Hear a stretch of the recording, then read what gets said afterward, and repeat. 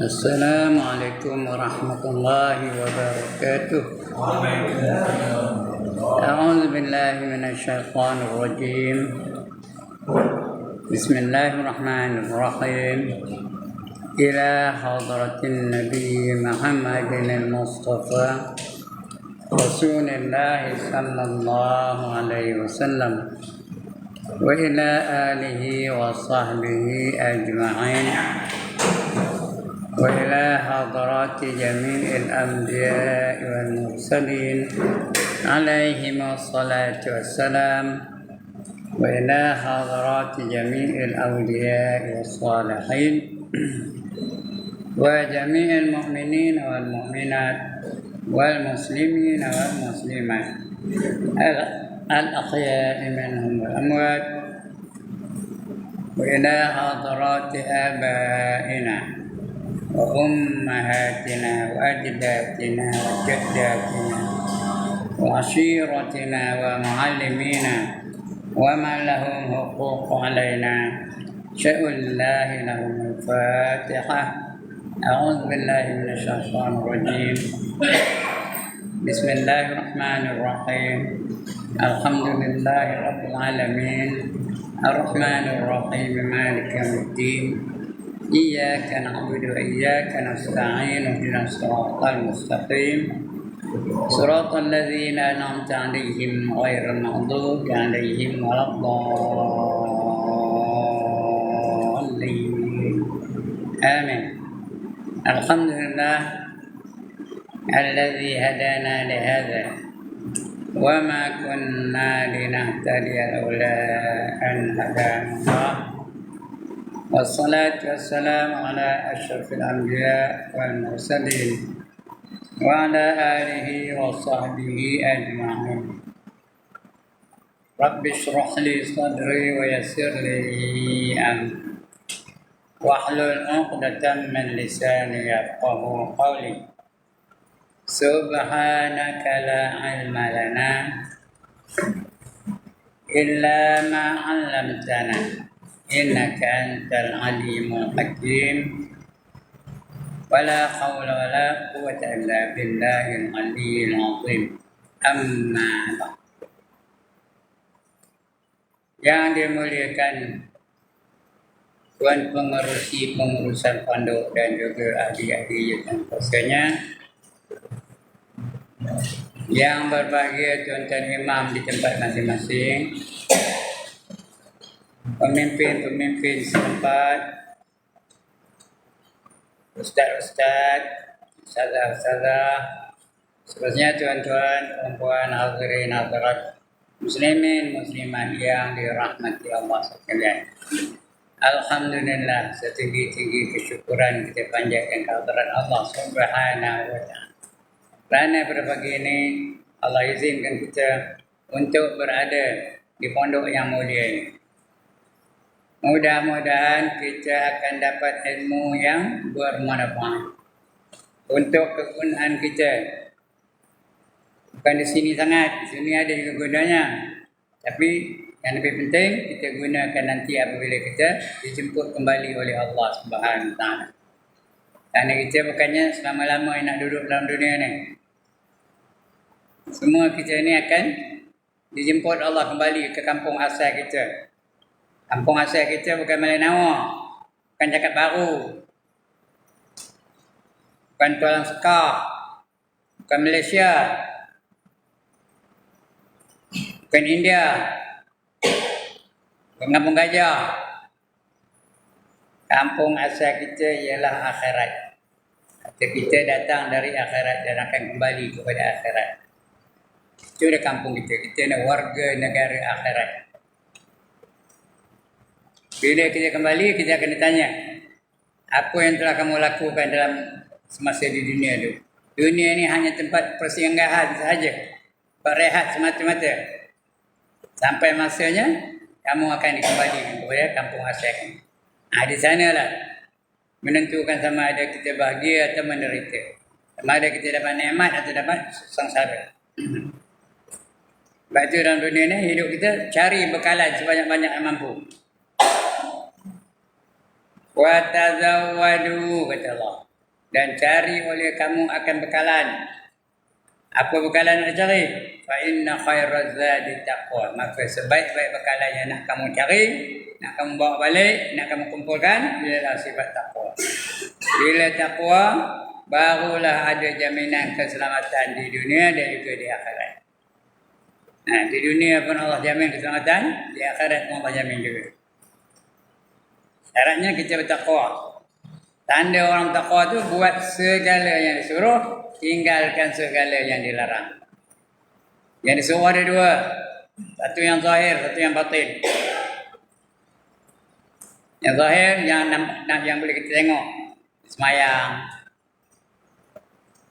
baca Quran, zikir, boleh dengar, puasa Ramadan. Batinnya sifat-sifat yang terpuji dan hilangkan sifat-sifat yang dikeji. Kita dah bicara tu dulu. Yang dikeji dah kita bicara dah habis. Dan kita masuk bahagian yang kedua 14 tahun ni. Perkara-perkara yang dipuji. Perkara-perkara yang dikeji itu namanya takhalli. Takhalli artinya buang sifat-sifat mazmumah. Seperti loba makan, loba bercakap, kedekut, asal dengki, pemarah, ujub, riak, takabur dan sebagainya. Itu sifat-sifat yang dikeji. Udah buang sifat yang dikeji itu, kita masuk dalam fasa yang kedua, dipanggil tahalli. Yang mula-mula itu takhalli. Takhalli itu buang sifat-sifat mazmumah. Kita masuk fasa yang kedua, dipanggil tahalli. Tahalli isi dengan sifat-sifat yang dipuji, sifat-sifat yang baik, seperti syukur, taubat, zuhud, ikhlas, qanaah, redha dan sebagainya. Itu namanya takhalli. Bila ada dua-dua ni, baru Allah bagi kita ni, anugerahkan kita dengan tajalli. Tajalli itu artinya kasih hati.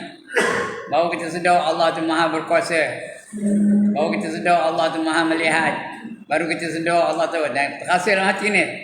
Baru kita terasa dalam hati, Allah itu maha mendengar. Allah tu maha mengetahui dan sebagainya. Itu namanya tajalli. Tapi dia bermula dengan takhalli dan takhalli. Bila takhalli dan takhalli baru datang tajalli. Baik, untuk pagi ni kita sambung lagi pembacaan kita.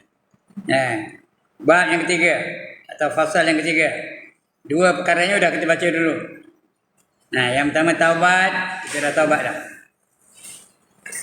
Yang kedua zuhud, khauf, kan zuhud ya khauf. Khauf itu takut kerana Allah Taala. Ini dah kita baca juga. Untuk pagi ni kita sambung ni yang ketiga, iaitu zuhud. Perbuatannya namanya zuhud. Orang yang zuhud dipanggil zahid. Ni faham ke ni? Perbuatan tu zuhud. Orang yang zuhud tu adalah orang yang zahid. Apa dia dengan perkataan lain? Cikgu Azman sedang menyanyi. Maka Cikgu Azman adalah seorang penyanyi. Allah macam tu kan? Allah tu sifatnya qidam. Maka Allah adalah yang qadim.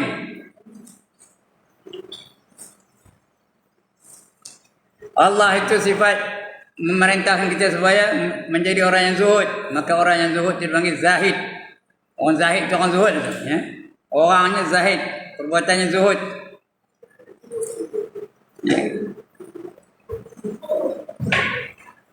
Aminah sedang menyanyi. Maka Aminah adalah seorang tak kerti cakap Melayu dari mana? Aminah sedang menyanyi. Maka Aminah adalah seorang penyanyi. Halimah sedang sakit di hospital. Maka Halimah adalah seorang pesakit. Kalau tak faham je benar-benar pun.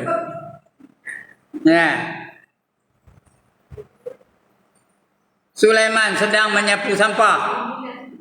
Dengar elok. Sulaiman sedang menyapu sampah. Maka Sulaiman adalah seorang apa? Penyapu. Itu je dempuk yang menyapu. Apa? Tukang sapu. Faham tak? Allah tu sifatnya qidam. Allah adalah yang qadim.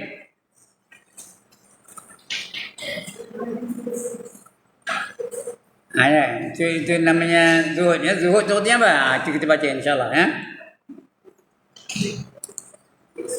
Nah, muka surat 221. Bukan zuhud. Zuhud. Ikut catatan saya ini zuhud. Kalau 241 lain.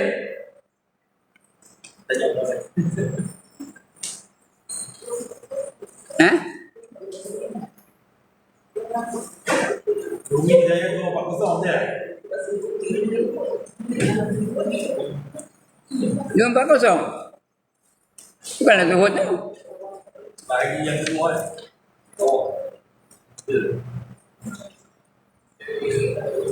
Saya tak lain.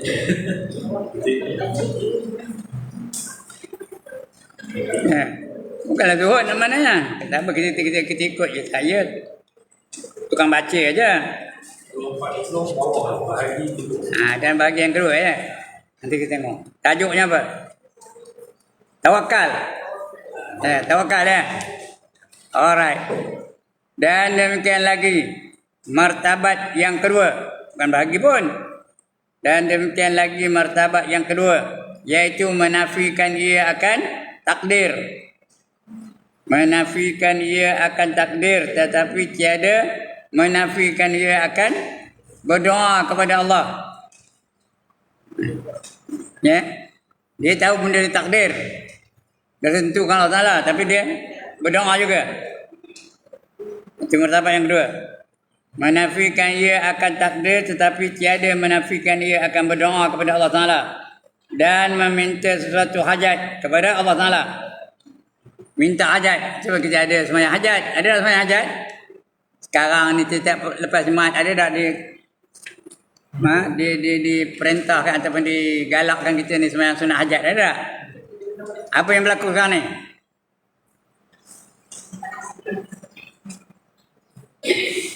Ada apa?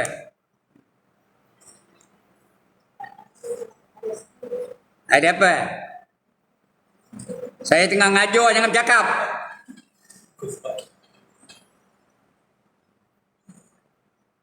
Kalau nak cakap dengan saya. Sembang tak boleh. Nanti Allah bangkitkan seperti babi hitam. Tak? Nantaklah. Yang garang pagi ni. Nantak. Beli ni dah. Adab-adab menuntut ilmu kena faham. Bila Tok Guru ngajar, diam. Tak boleh diam.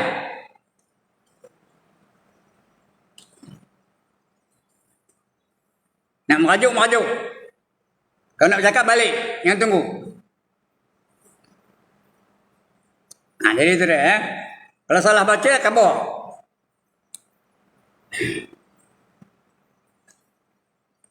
Ulang balik. Dan demikian lagi martabat yang kedua itu menafikan ia akan tadbir. Tak ada tadbir. Bukan takdir ya, tadbir. Dia tak ada mentadbir sesuatu, tidak dia menyusunkannya. Allah yang menyusunkannya. Jadi dia menafikan takbir, bukan dianya, tetapi tidak menafikan ia akan berdoa. Dia tahu itu ketentuan dari Allah Taala. Jadi dia berdoa. Berdoa dia buat. Walaupun dia tahu apa saja yang berlaku pada diri dia ditentukan oleh Allah Taala. Lalu dia berdoa. Doa tak apa. Bukan dia melawan takdir ya, dan bukan melawan takdir dah. Mudah-mudahan Allah kabulkan doa dia. Itu tidak menafikan doa. Dan meminta sesuatu hajat. Hajat dia. Ataupun berdoa. Minta hajat. Minta kepada Tuhan. Dan meminta sesuatu hajat kepada Allah Ta'ala.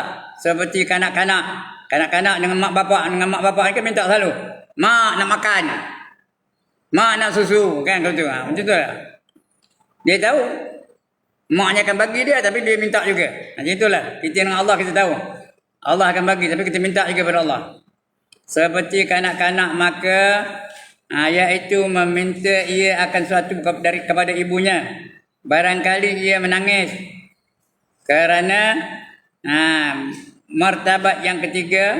Barangkali dia menangis kerana meminta sesuatu hajatnya kepada ibunya itu. Bersalahan dengan martabat yang ketiga tadi. Bersalahan dengan martabat yang ketiga maka iaitu seperti orang mati. Itu dia menyerahkan diri kepada yang memandikannya. Dia dah mati. Tukang mandikan dia. Ada dia protes. Janganlah kosek tang sini, geli aku ada. Orang dah mati tu ada kau cakap. Jangan tang sini takut aku tak. Maknanya dia menyerahkan diri dia 100% kepada tukang mandinya tu. Tak ada cakap apa-apa, tak ada komen apa-apa. Kalau dia komen, lari orang tukang mandi tu pun. Jadi itu macam tu. Itu martabat yang paling tinggi. Seperti orang mati berhadapan dengan orang yang memandikannya. Bersalahan dengan martabat yang ketiga, iaitu seperti orang mati. Maka iaitu tiada punya ikhtiar. Itu tak ada ikhtiar. Yang nombor 2 tak ada ikhtiar lagi. Ada doa lagi. Ada sembahyang hajat lagi. Ada minta lagi. Macam kanak-kanak. Dia tahu ketentuan rezeki Allah tentu kerja. Tapi dia minta lagi mak nak makan. Mak nak nyusu sebagainya. Ini kalau orang martabat yang ketiga ni tak ada minta lagi dah. Tak ada komen apa-apa. Biar je apa yang dilakukan oleh orang yang memandikan dia dah mati. Dia diam je dia. Tak boleh cakap. Kalau dia meronta, kalau dia protes, lari tukang mandi tu pun. Begitulah. Tinggi martabat tawakalnya. Dia tak ada ikhtiar. Orang mati maka iaitu tiada punya ikhtiar dan tadbir pada orang yang memandikan akan dia. Dan memperbuat ia akan mayat itu betapa dikehendakinya. Kata dia lah nak buat tentang mayat tu. Korek hidung, koreknya. Korek telinga, koreknya. Buang kuku, buangnya. Cukur janggut, cukurnya. Mayat tak ada protes pun. Biar je. Terpulang pada dia. Apa yang nak buat, dia buat. Begitulah kita dengan Allah Ta'ala. Yang tawakal tu, dia biar je. Lantak lah. Dia tak ada tadbir. Dia tahu semua ni ketentuan dari Allah Ta'ala. Dia redha dengan apa yang Allah tentukan bagi dia. Tak ada protes. Kerana itu adalah ditakdir oleh Allah Ta'ala. Takdir ni tuan-tuan dan puan-puan adalah satu sifat yang menjadi rahsia Allah Ta'ala. Kita tak tahu. 10 perkara yang Allah rahsiakan. Saya dah cerita sini dah. Apa 10 perkara tu? Yang pertama Lailatul Qadar. Kita tak tahu. Hanya Allah yang tahu bila berlakunya Lailatul Qadar. Yang kedua. Apa? Keredaan Allah terhadap mereka-mereka yang taat. Tak ada tanda pun. Yang ketiga, kemurkaan Allah terhadap mereka-mereka yang derhaka. Itu rahsia Allah. Tak ada tunjuk kepada kita kemurkaannya. Yang keempat, takdir tadi. Takdir tu. Apa yang Allah tentu kepada kita, kita tak tahu. Saya jadi saya ni Allah menentukan. Saya tak tahu. Lepas ni jadi apa, saya tak tahu. Tuan-tuan pun tak tahu. Puan-puan pun tak tahu. Kerana ketentuan tu dari Allah Ta'ala. Orang yang masuk penjara tu, adakah dia merancang nak masuk penjara? Adakah dia merancang nak masuk penjara? Tak ada. Tapi udah ketentuan dia masuk penjara tu. Itu takdir. Yang kelima, semayang. Yang mana satu jadi pilihan Allah, kita tak tahu. Allah hanya suruh semayang je. Yang mana satu? Subuh ke, asar ke, maghrib ke, isyak ke, zuhur ke? Itu tak tentu. Allah hanya tahu. Allah hanya kata apa? Hafizu ala salawati salati. Hafizu ala salawati salatil wusta. Peliharalah kamu semayang 5 itu dan semayang yang pertengahan.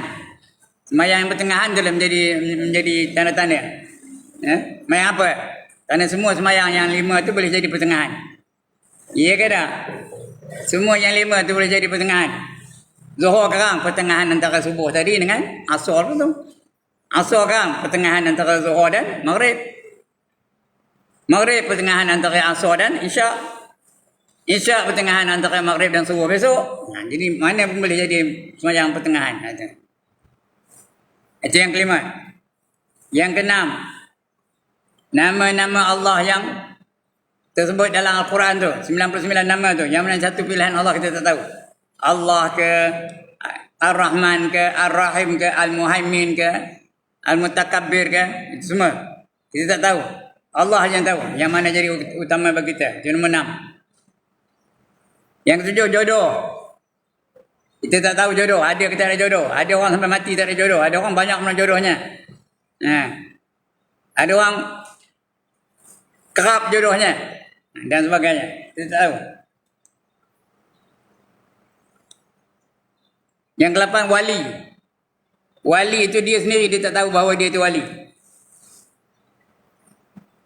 Dia tak tahu bahawa dia itu wali. Syekh Abdul Qadir Jalani itu kita yang mengatakan dia wali, dia sendiri tak tahu kerana dia merasakan diri dia itu berdosa. Begitu juga Ibn Hajar Al-Haytami, kita mengatakan dia itu wali. Dia sendiri tak tahu. Kalau dia mengatakan dia itu wali, dia bukan wali itu, dia kuali. Kalau dia tahu, aku malam nanti jadi wali, itu bukan wali itu. Sebenarnya wali itu dia sendiri tak tahu bahawa dia adalah wali. Kita mengatakan berdasarkan ilmunya, berdasarkan ibadahnya, berdasarkan akhlaknya, kita kata dia ni wali.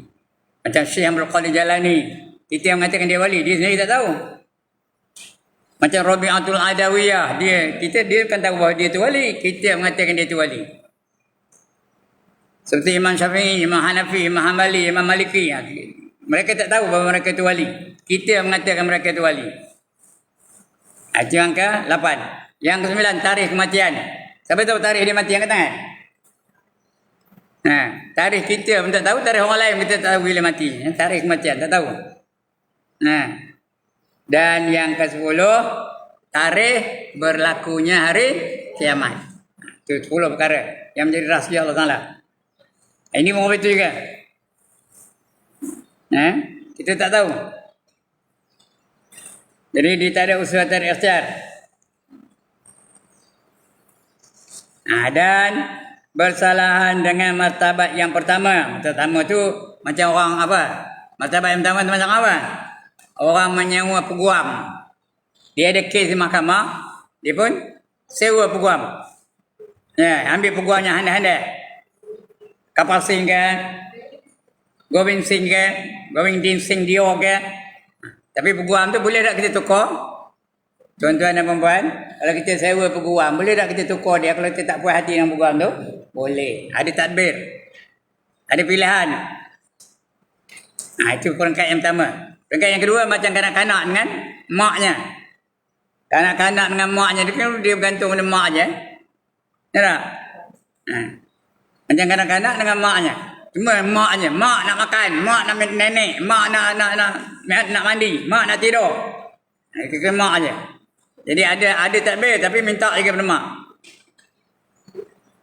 Yang keempat, yang ketiga tadi. Yang ketiga ni macam pangkat yang tertinggi ya, macam mayat di hadapan orang yang memandikannya. Dia tak ada takbir. Dia ikut aja apa dia buat dia orang yang mandikan tu, dia terima aja. Tak ada bantahan. Dan bersalahan dengan martabat yang pertama, maka iaitu mensabitkan orang yang bertawakal itu dengan tadbirnya. Dia campur tangan dengan pentadbiran dan ikhtiarnya dan usahanya pada tawakalnya itu. Yakni tawakalnya itu hasil dengan diusahai dan difikirkan, dan ikhtiarnya dan tadbirnya dan bicaranya. Itu tingkat yang pertama. Macam orang menyewa peguam untuk mempertahankan kesnya supaya dia menang. Dia serahkan kepada peguam tu. Peguam tu lah yang berbahas tentang kes dia. Peguam tu lah yang beri hujah-hujah. Itu yang pertama. Jadi maknanya ada tadbir. Dia boleh tukar peguam kalau dia nak. Kalau dia dapati yang peguam tu tak layak untuk mengendalikan kes dia, ditukar lain dan sebagainya.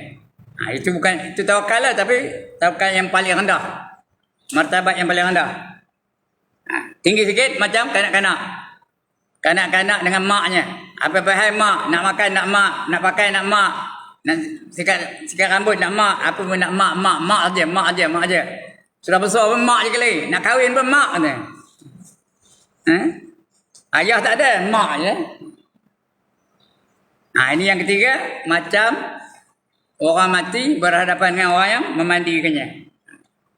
Itu tak ada langsung ikhtiar, tak ada langsung takbir. Tak ada langsung pengendalian. Yang mengendalikan orang yang memandikan dia aja. Itu paling tinggi, martabat yang tinggi ya. Itu tawakal yang tertinggi.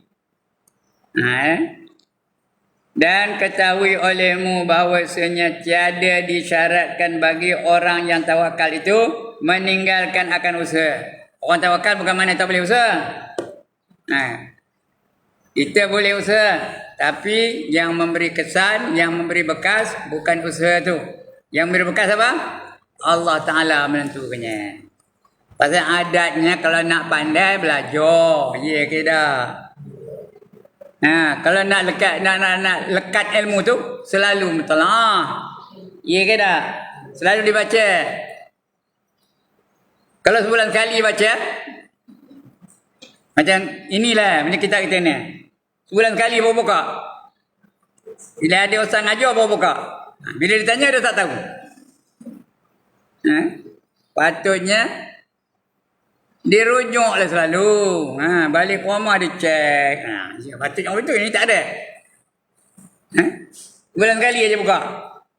Itu dah lupa. Tak tahu. Bukanlah perempuan, bukan saya ngati perempuan dan tuan-tuan ya. Tapi biasa yang betul lah. Saya dah kutang ajar, saya tahulah. Bila lastnya baca kitab ni? Bila lastnya baca kitab ni? Bulan sudah lah. Bulan 12 tahun 23. Itu pun bahagian yang kita baca saja. Sebelum itu, buat yang pertama ada baca lah. Buat akidah dah baca. Buat ambil untuk dah baca. Doa-doa ketika ambil untuk dah baca. Padahal sudah kita lalui semua tu. Kenapa? Kerana dia mengaji bukan ada tujuan nak ngajar. Dia nak mengaji aja. Tak ada cita-cita nak mengajar. Kalau ada dia cita-cita nak mengajar, dia akan semak balik. Buat nota. Dan sebagainya. Buat nota betul, dia cek balik. Kalau nak ngajar itu caranya. Kalau tak, macam ni dah. Yang berlaku. Bila tanya dah lupa. Ketahui olehmu bahawasanya tiada disyaratkan bagi orang yang tawakal itu meninggalkan akan usaha. Dan meninggalkan akan berubat. Kalau ada sakit apa buat? Berubat. Kalau pening makan apa? Panadol. Tapi bukan Panadol tu boleh membaikkannya. Yang membaikkan apa? Allah. Tapi itu ikhtiar kita. Mudah-mudahan kita makan Panadol, baik penyakit kita tu. Hilang penyakit tu. Ya? Tapi ketentuannya siapa menentukannya? Allah. Kalau asal makan ubat baik, makan ubat, tak ada orang mati pun. Tak ada orang di tanah wakaf tu. Asal apa? Asal berubat baik. Sedangkan doktor pun mati. Doktor yang tukang bagi ubat tu mati juga. Begitulah hidup ni macam tu. Jadi jangan tinggalkan ikhtiar. Bila sakit berubat. Nak pandai mengaji, mentelaah, semak balik. Nak kaya berusaha menyaga ke apa-apalah. Jadi kaya. Kalau menung je tidur je merolor je lepas subuh merolor lagi, boleh kaya kan? Gitu je nak menang berjuang. Orang nak menang dalam pertandingan pilihan raya, kena kempen. Kena khabar mereka. Jangan undi ni mereka ni tak betul. Nak undi orangnya macam ni. Kena kempen lah.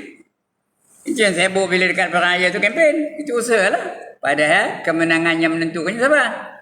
Allah yang menentukannya. Tapi kena ada usaha. Faham tu? Kena ada usaha dan tidak menafikan usaha dan ikhtiar. Tiada disyaratkan bagi orang yang tawakal itu meninggalkan akan usaha dan meninggalkan akan berubat. Kerana amal orang yang bertawakal itu terbagi kepada 4 bahagi. Tengok apa amal orang tawakal tu. Yang tawakal ya. Yang pertama, kedua, ketiga, keempat. Yang pertama macam mana? Menghasilkan akan manfaat yang tiada ada kepadanya. Dia tak ada benda tu, tapi menghasilkan dia. Dia tak ada mentokar. Tapi dia simpan duit, mudah-mudahan dapat beli mentokar. Itu usaha tu, ikhtiar tu. Duit gajinya simpan. Sudahnya boleh bayar down payment mentokar. Itu nama usaha. Ada ikhtiar. Menghasilkan kemerdekaan yang tiada ada padanya. Benda itu tak ada. Jadi dihasilkannya, boleh. Yang kedua, memeliharakan akan manfaat yang telah ada daripadanya. Sudah boleh beli mentokar. Mentokar dah boleh beli. Kena beli minyak pula. Kena beli tayar yang baik pula. Kena maintain pula. Jaga minyaknya. Jaga apa? Jaga minyak hitamnya. Jaga apa? Jaga spark plug-nya. Jaga platinumnya sebagainya. Berdamping dengan foreman. Supaya dapat maintain mentokar tu. Itu benda yang dah ada. Tapi nak apa? Mempertahankan benda yang dah ada. Itu yang kedua ya. Yang ketiga, menolakkan akan mudarat yang lagi akan datang. Dah tahu benda tu mudarat. Depan tu banyak paku, jangan langgar paku tu. Nak mentokar tu ni. Kalau langgar paku macam. Kalau dilanggar juga paku banyak benda tu dilanggar juga apa jadi? Pecah lah tayar mentokar tu. Bila pecah tu boleh bawa lagi dah. Dah tahu bahaya, jangan lalu ikut itu. Itu yang ketiga. Yang keempat, menolakkan mudarat yang telah ada kepadanya. Mudarat dah ada. Mentokar tu dah tahu tayarnya kempi. Dah tak berangin. Jangan bawa lagi. Kalau bawa juga macam. Tayar dah kempi. Bawa juga macam. Langsung tak boleh pakai tayar tu. Habis langsung anginnya. Udah tinggal sampai dia punya rim tu habis. Bengkok-bengkok. Kenapa? Nak memelihara mudarat yang telah ada. Dia tahu tayar yang pancai. Angin dah tak ada. Jangan bawa lagi. Kalau tidak dengan besi-besi tu habis. Itu 4 cara. Faham ke ni? Yang pertama, benda yang tak ada supaya jadi ada. Mentokar tak ada. Dia pun simpan-simpan duit beli mentokar. Yang kedua, maintain mentokar tu. Maintenance tu. Dah ada, di-maintain. Supaya jangan jadi rosak. Supaya dapat panjang kegunaannya. Yang ketiga, apa jadi? Yang ketiga apa? Menolakkan mudarat yang akan datang. Kita tahu. Minyak hal banyak itu aja. Tengok meter minyak tu udah E, tahu E? E tu apa katanya? Empty. Kosong. Jangan bawa, kalau bawa tersadar tengah jalan. Itu mengelakkan. Daripada bahaya yang lebih besar lagi. Bawa dekat boleh dapat. Ada yang keempat. Apa? Menolakkan mudarat yang telah ada padanya. Benda tu dah memang rosak. Jangan bawa lagi. Itu cara kita tawakal tu. 4 jenis. Adapun misal yang pertama itu maka terbagi pula pada 3 bahagi. Yang pertama tadi apa? Mengadakan sesuatu yang tak ada. Ada 3 bahagi. Di mana? Benda tak ada, di mana nak mengadakannya? Ya. Bahagi yang pertama 3 bahagi tadi. Tiada dapat pada adat sekali-kali menghasilkan akan manfaat itu melainkan dengan diusahai akan dia. Diusaha juga supaya dapat. Benda tak dapat lagi. Diusahai akan dia. Seperti ia hendak makan satu makanan. Makanan tu ada situ. Kena usaha lah. Apa buat? Kena pergi pada makanan tu. Kena cekoh makanan tu. Suap masuk dalam mulut. Konyah pula tu. Telan baru dapat makan ya. Itu usaha. Benda tu belum makan lagi. Seperti hendak makan sesuatu makanan yang tertaruh pada hadapannya. Maka tak dapat tiada daripada mencapai dia mencapai akan dia dengan tangannya kerana memasukkan ke dalam mulutnya. Dan demikianlah seorang yang hendak beranak. tidak dapat tiada pada adatnya daripada menjima akan isterinya. Nak ada anak, nak bersubuh dengan isterinya. Sejak mendapat anak, tiup je dapat anak. Lantaklah saya dah tua pergi saya dah. Ya, nak dapat anak apa? Kena bersubuh dengan isteri. Isteri pun kena bersubuh dengan suami. Baru dapat anak. Itu pun ada tak, bukan tentu ke dapat anaknya. Ya. Tentu ke dapat anaknya. Ada orang 10 tahun kahwin tak dapat anak lagi. Nah, anak saya ada seorang. Dah 10 tahun kahwin. Baru dapat seorang anak.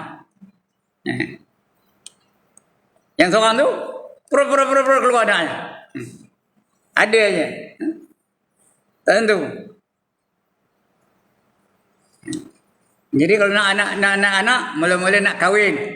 Sudah kahwin, kena bersubuh dengan isterinya. Baru dapat anak, baru jemaah. Baru dapat anak. Ya? Begitulah. Dan demikian lagi, ya, orang yang mana kedai? Tiada dapat pada adat itu daripada melainkan menjimakkan isterinya. Dan demikian lagi orang yang hendak berbendang, maka tak dapat tiada daripada menanam akan benih pada tanah yang baik. Nak tanam padi, kena tanam tanam benih itu. Tanam jagung, kena tanam benih jagung tu dan sebagainya. Tanah tu biar tanah baik pula tu. Jangan cari tanah yang kersang. Maka mengusahi akan sekalian yang tersebut itu tiada menafikan akan tawakal. Udah kita tanam tu serah kepada Allah Taala, ya. Baru serah itu tawakal tu. Tawakal tu kita serah kepada Allah Taala. Kadang-kadang kita tanam je tak mau tumbuh. Kita tanam juga tapi macam-macam penyakit. Ya, tumbuh mati, tumbuh mati. Rupanya tanah tu tak sesuai untuk tanaman itu. Boleh juga. Ya. Itu yang pertama tadi, ya. Iaitu dia kena berusaha untuk menjayakan usaha dia yang pertama tadi. Maka mengusahi akan sekalian yang tersebut itu tiada menafikan akan tawakal. Tetapi dengan dua syarat. Ada dua syaratnya. Yang pertama, hendaklah engkau ketahui bahawa tangan dan makanan dan jima dan menanam benih itu tiada sekali-kali memberi bekas. Dia tidak menentukan hasil. Tidak menentukan kesan. Yang menentukan siapa? Contoh nombor 4, siapa menentukan kesan? Allah Ta'ala. Asal berubat bukan tentu baik. Tapi adatnya kalau nak baik berubat. Kalau nak sihat bersenam. Makan makanan yang seimbang. Benda yang bahaya jangan makan. Nak ngelakkan penyakit gout. Apa buat? Jangan banyak makan sotong. Jangan banyak makan kerang. Jangan banyak makan udang. Jangan banyak makan ketam. Ya, mudah-mudahan terhindar penyakit-penyakit gout. Kalau tiap malam sotong, udang, kerang, ketam. Sotong, udang, kerang, ketam. Sotong, udang, kerang, ketam. Apa tahu? Kena sebulan gout lah. Tak nak kencing manis. Dia tak nak penyakit kencing manis. Jangan apa? Jangan makan banyak gula. Bukan jangan makan gula langsung letih langsung. Jangan banyak minum makan gula. Ada seorang kawan saya, tiap-tiap malam 2 botol Coca-Cola, 2 botol Coca-Cola, 2 botol Coca-Cola, 2 botol Coca-Cola. Tak lama lepas itu kena kencing manis. Sudah meninggal pada. Kerana tak jaga. Jadi kena jaga makanan. Nakkan tenaga. Makan barang-barang yang berkhasiat. Yang ada vitamin, yang ada protein dan sebagainya. Makan makanan yang berkhasiat. Jangan makan benda-benda yang segera saja. Itu ikhtiar. Apa? Tapi bukan memberi bekas. Yang memberi bekas apa? Allah saja yang memberi bekas, ya. Kadang-kadang dia jaga juga, kena kencing manis, ya. Jaga juga. Tapi kena juga. Kerana ketentuan itu semua dari Allah SWT. Itu. Hendaklah engkau ketahui bahawa tangan dan makanan dan jima dan menanam benih itu tiada sekali-kali memberi bekas kepada yang demikian itu. dan hanya sesungguhnya yang memberi bekas kepada yang demikian itu semata-mata daripada kudrat Allah Subhanahu Wa Taala. Allah aja menentukan bekasnya. Itu yang pertama. Yang kedua, jangan engkau berpegang di dalam hatimu kepada sesuatu yang tersebut. Jangan pegang pada tentu, yang kata tentu aja. Jangan engkau berpegang dalam hatimu kepada sesuatu yang tersebut itu. Dan hanya sesungguhnya semata-mata dalam hatimu itu berpegang kepada Allah Ta'ala. Kalau Allah nak jaya kan berjaya. Kalau Allah tak nak jaya kan gagal. Terpulang Allah Ta'ala menentukannya. Jadi semua Allah menentukannya. Berpegang kepada Allah Ta'ala yang menjadikan akan yang demikian itu. Itu dua cara. Ya? Dua cara dalam bahagian yang pertama tadi. Iaitu nak mengelakkan satu penyakit. Ada usaha. Dan jangan, tapi pengelakan tu ketentuannya dari Allah Ta'ala. Jangan pegang-pegang pada usaha tu je, bukan ya. Itu yang pertama. Yang kedua, benda yang kedua tadi ya, bahagian yang kedua.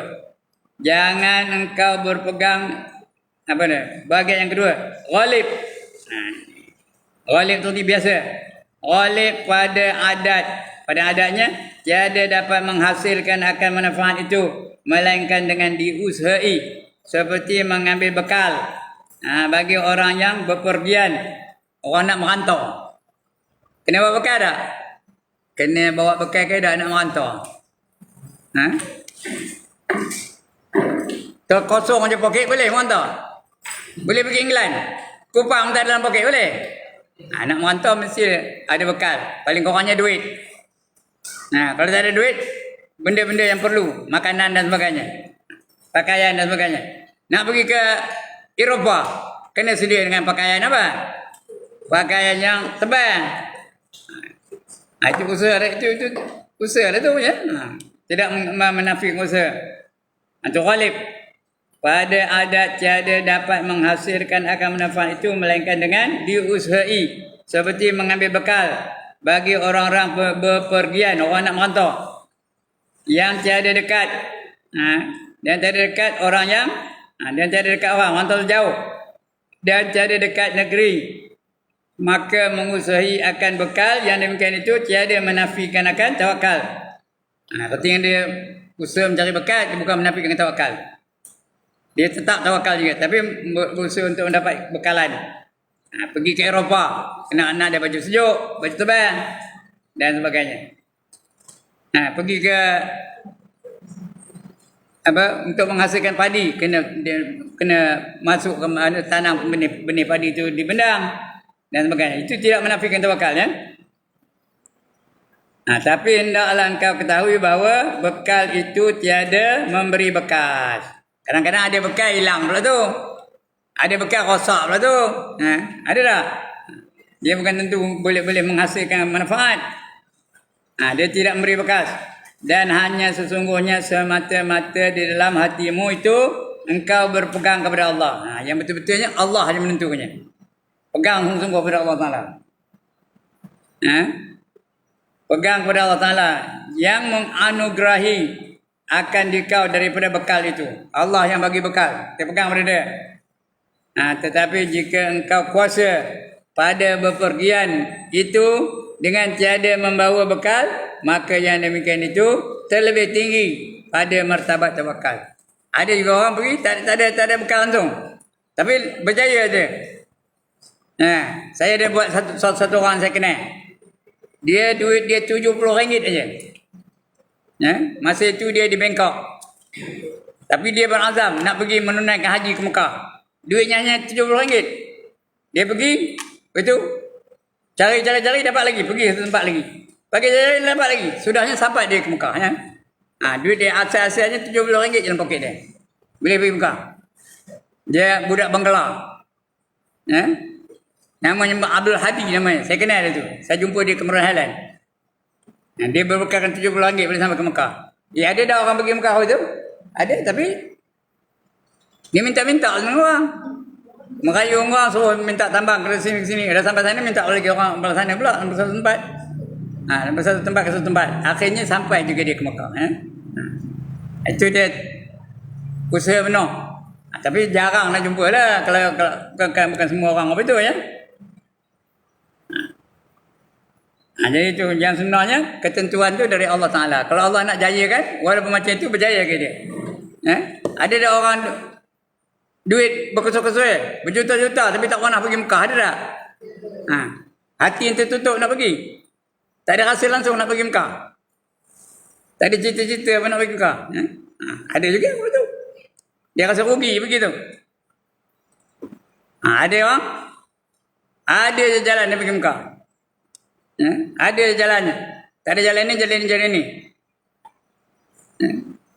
Bukan dia, kadang-kadang dia memang tak ada rancang nak pergi Mekah pun. Tapi ada je orang. Anak saya seorang. Dapat jadi tukang apa dah? Ada tukang bimbing. Dapat pergi Mekah free je. Tak ada apa. Tak ada bayar apa-apa. Kan, tapi dia dalam pelancongan lah. Dia kerja dalam pelancongan. Dia dapat pergi free. Boleh. Saya kena duit. Tapi masa saya pergi Mekah tu tak ada banyak mana duitnya. Tak ada banyak. 4,000 setengah aja. Boleh sampai ke Mekah. Masa itu. Tapi tahun berapa? Tuan-tuan dan puan, tahun berapa? Tahun 80. Adik yang belum lahir masa itu pun ada. Ya?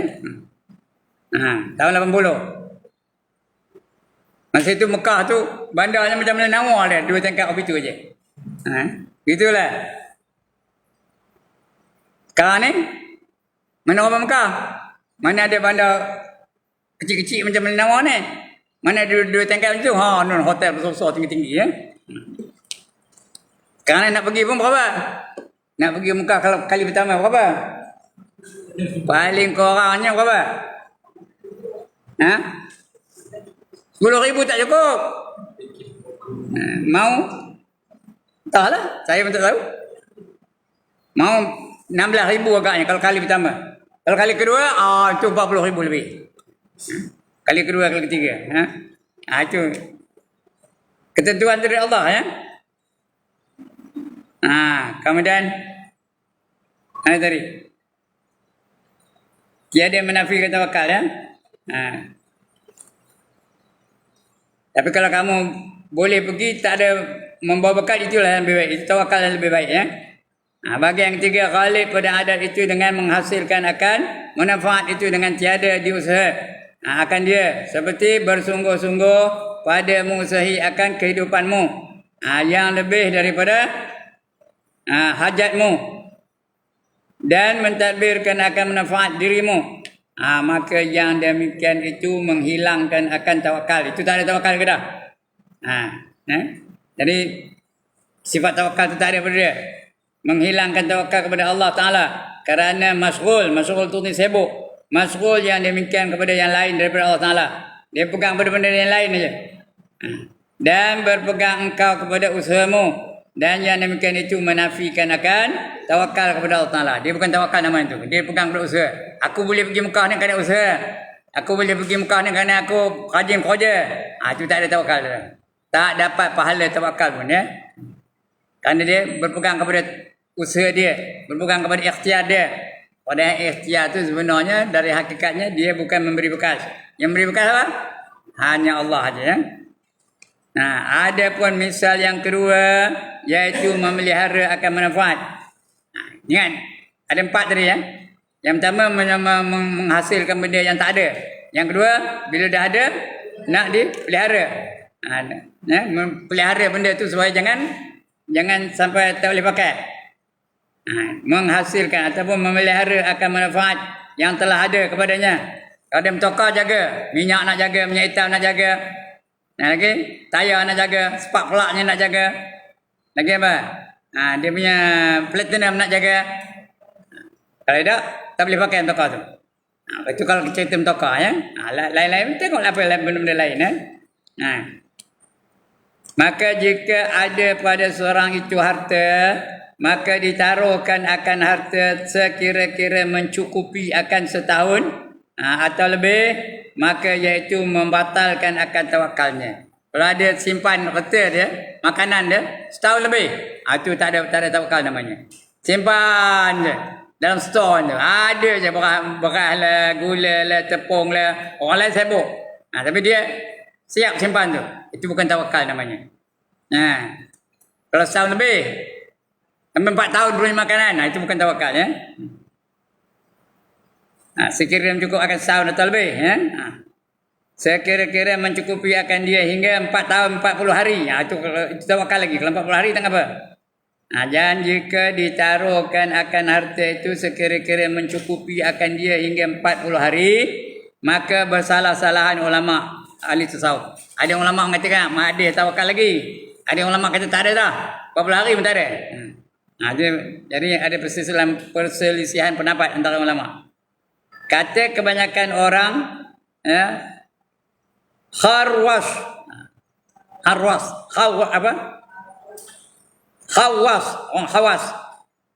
orang yang terpilih daripada ahli tasawuf yang demikian itu tiada membatalkan akan tawakalnya. Ada yang mengatakan boleh, kalau 40 hari boleh lagi, masih tawakal lagi, tidak membatalkan tawakalnya. Dan kata Sahal bin Abdullah, ini orang ni dia melatih diri dia sebagai zuhud ni, Sahal bin Abdullah ni ya, sampai dia boleh tak ada terasa apa-apa lagi dah. Dia zuhud aja, dia melatih diri dia sesuai zuhud. Namanya Sahal bin Abdullah. Sahal bin Abdullah At-Tasturi. Nama gelarannya At-Tasturi. Rahimahullah taala, mudah-mudahan Allah rahmat dia. Yang demikian itu membatalkan, kata Sahal bin Abdullah ni membatalkan tawakalnya kalau 40 hari. Kalau kurang lagi baru dia masuk dalam tawakal. Kalau 40 hari atau lebih sikit, itu dia dah tak ada tawakal lagi dah. Yang demikian itu membatalkan akan tawakal. Tetapi jika ada pada seorang itu isterinya dan atau anaknya, dan segala yang wajib atasnya nafkah, maka harus ia menaruh harta akan hingga setahun. Kalau ada bini, ada anak-anak dan sebagainya, boleh simpan harta sampai setahun. Kira-kira cukup setahun, itu masih tawakal lagi. Ini kata Sahal tadi ya. Kalau dia seorang 40 hari pun tak ada, bukan tawakal lagi dah. Kalau korang boleh, baru kita tawakal ya. Jangan lebih 40 hari atau lebih. Kata dia Sahal bin Abdullah tadi ya. Dan demikianlah diperbuat oleh Rasulullah sallallahu alaihi wasallam pada hak isi rumahnya, kerana yang demikian itu tiada membatalkan tawakalnya. Rasulullah itulah tak lebih dari 40 hari bawa makan simpan rumah. Ia tidak membatalkan tawakalnya ya. Adapun pada hak dirinya, maka iaitu tiada menaruh ia akan makanan pagi itu bagi makanan petangnya. Itu untuk diri sendiri. Dia makan pagi, petang tak ada simpan. Terpulang, ada rezeki dia makan belah petang. Tak ada rezeki tak ada makan langsung. Itu Nabi. Kita ada apa itu? Kita ada apa itu? Ada tak makan petang kan? Siapa tak ada angkat tangan? Nabi apa itu? Dia ada makan pagi, petang tak makan. Saya berlambat-lambat orang makan ya. Berlambat-lambat orang makan. Ada aja. Tak ada tawakal lah. Padahal tawakal tu sifat yang terpuji. Dapat pahala tak kalau kita tawakal? Tuan-tuan dan puan dapat pahala tak kalau kita tawakal? Dapat pahala ya. Pahala tawakal. Menyerahkan diri kepada Allah SWT. Ya. Adapun pada hak dirinya, iaitu Rasulullah tadi, tiada menaruh ia akan makanan pagi itu bagi makanan petangnya. Kita ada peti air. Ada tak peti air? Kadang-kadang daging korban tahun sudah ada lagi.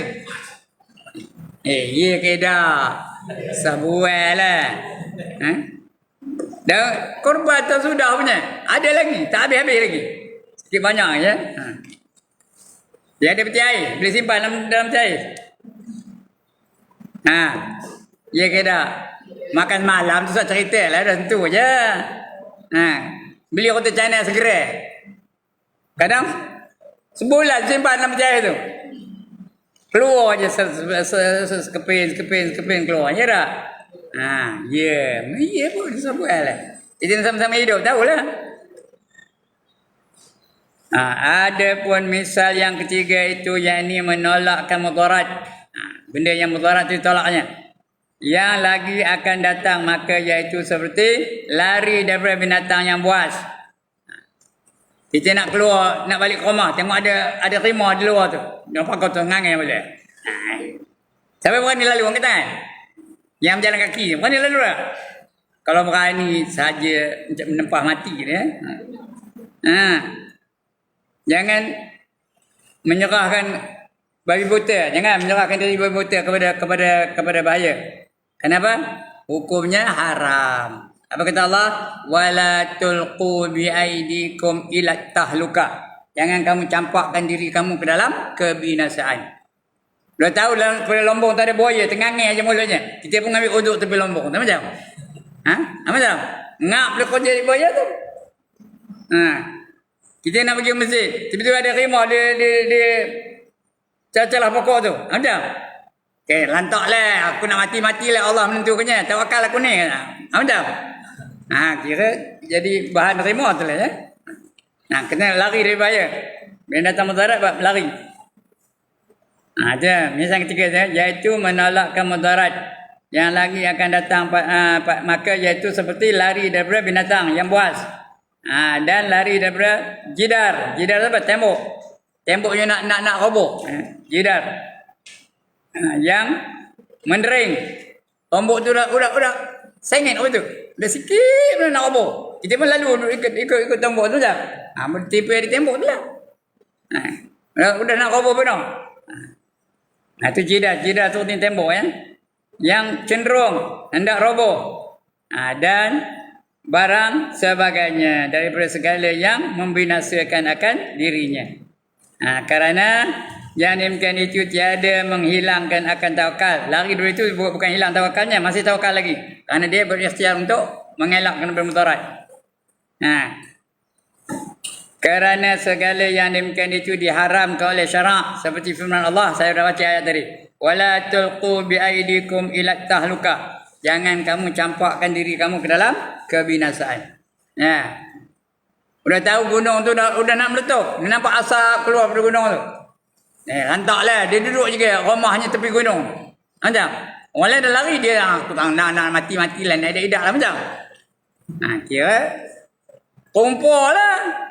Dia lalu oleh lava gunung tu. Begitulah seterusnya. Dah tahu benda bahaya jangan dihadapi lagi. Kena lari. Karena lari itu bukan lari dari tawakal. Itu juga zaman Sayyidina Umar. Masa itu ada ta'un sedang merebak. Di satu bandar dekat Madinah. Maka kita masuk ke tak? Kata dia nanya sahabat. Kata sahabat tak usah, dia ta'un sedang merebak di situ. Datang seorang lagi kata, adakah kamu nak lari dari takdir? Jawab Umar, aku lari dari takdir betul, tapi untuk menuju kepada takdir. Aku lari dari takdir untuk mendapatkan takdir yang baru. Tentang apa? Itu bukan hilang tawakal ya. Yang sahabat tadi pergi juga. Dia kira tu ada hilang tawakal ya. Sudahnya dia pun dah tahu dia pun mati ketika itu ya. Kan dia tak nak lari daripada mudarat itu. Itu zaman tu ya. Jadi kalau tahu bahaya, jangan ditempah. Macam sekarang ni, COVID. Jangan saja-saja aja. Tak nak pakai topeng ni. Ni tahu topeng ni. Saja aja serah ni. Lantaklah nak kena-kena. Idak-idak lah. Pakai kena lah. Ramai ada orang yang mati kerana mendedahkan diri dalam udara yang penuh dengan kuman COVID. Ada tak? Ada. Kerana langsung tak ada jaga, tak ada jaga precaution, tak ada ambil benda-benda yang patut diambil perhatian. Jangan kamu jatuhkan akan diri kamu dengan tangan kamu kepada yang membinasakannya. Apa benda dah tahu bahaya jangan dilalui lagi. Contohnya dalam air ni, ada orang kampung, jangan minum Ustaz, air ni ada racun. Lantaklah kena mati-matilah aku minum. Macam? Macam? Tumpul lah. Dah tahu benda racun. Ada dah orang dah tahu benda bahaya buat juga. Ada dah? Dia bukan tak tahu benda bahaya. Ha? Apa? Buat juga. Benda tu bahaya buat juga. Apa? Pandai. Tahu apa? Disebut apa tadi? Bahaya ke tak? Tuan-tuan dan puan-puan, bahaya ke tak? Sudah tahu benda tu bahaya. Mana tahu bahaya? Mana tahu bahaya? Ada dah tulis di luar tu, pada kotak tu. Merokok membahayakan kesihatan. Amaran kerajaan Malaysia. Merokok membahayakan kesihatan. Ada dah tulis tu. Tapi dia tak boleh lantak nak kena-kena nak dah. Apa. Jadi artinya dah tahu benda tu bahaya, buat juga. Bila kena, baru cari pekik. Karena kata Allah Taala, wala tulqu biaidikum ila tahluka. Jangan kamu campakkan diri kamu ke dalam kebinasaan. Adapun misal yang keempat, yang ini menolakkan mudarat yang telah ada. Benda tu bahaya tu sudah ada kepadanya, seperti berubat bagi orang yang sakit, dan yang demikian itu tiada menghilangkan akan tawakal. Kalau dah ada kencing manis, apa buat? Makan ubat. Kalau dah ada darah tinggi, apa buat? Makan ubat. Dia bukan menghilangkan tawakal, tapi ingat, ubat tu bukan memberi bekas. Yang beri bekas apa? Hanya Allah Ta'ala. Saya pun makan ubat. Ubat darah tinggi ada, ubat kencing manis ada, ubat jantung ada, pergi bedah jantung ada. Bukan menghilangkan tawakal, masih tawakal lagi. Tapi dia tidak memberi bekas. Yang memberi bekas apa? Hanya Allah Ta'ala. Kalau Allah nak mati kan mati tak? Mati juga. Ada tak orang bawa lepas bedah jantung mati? Ada ke tak? Ada. Time itu matinya. Tak ada balik dah. Di hospital matinya. Banyak. Saya pun banyak jumpa apa itu. Ya? Itu bukan itu yang beri bekas. Yang beri bekas hanya Allah Ta'ala. Ada pun misal yang keempat, yang ini menolak kemudarat yang telah ada kepadanya, seperti berubat bagi orang yang sakit, dan yang demikian itu tiada menghilangkan tawakal. Kerana terkadang berubat tu jadi sunat. Ubat tu pun sunat. Ada kalanya wajib pada tu ubat tu. Pada adatnya kalau dia tak berubat mati. Ketika itu wajib dia makan ubat. Tapi dia kena faham bahawa kalau dia makan ubat pun bukan ubat tu yang menyembuhkannya. Yang menyembuhkan apa? Allah Subhanahu Wa Taala. Baik, akan datang kita akan baca menyatakan kasih akan Allah Taala. Ya, mahabbah. Kasih akan Allah Taala. Baik, cukup sekadar itu. Dah 10.30 dah. Sekarang Ustaz nunggu. Dah ada rumah ya? Ada luar. Mana? Ustaz mana? Ustaz Syazan. Ya Allah. Tok guru saya. Dia pergi bilik air. Ya. Itu lagi dia saya nak lekat balik. Tak nak ambil masa dia. Baik. For today there will be no question and answers. Cukup sekarang ini. Sekian dulu aku qauli hadza wa astaghfirullahal azim li wa lakum wa lisairil muslimin wal muslimat wa ya fawzal mustaghfirin wa ya najatat taibin. Assalamualaikum warahmatullahi wabarakatuh. A'udzu billahi minasyaitonir rajim. Bismillahirrahmanirrahim. Alhamdulillahirabbil alamin wassalatu wassalamu ala asyrafil anbiya wal mursalin wa ala alihi wa sahbihi ajma'in. Allahumma ighfir lana dhunubana wa liwalidina warhamhum kama rabbawna shighara wa li jami'il mu'minina wal mu'minat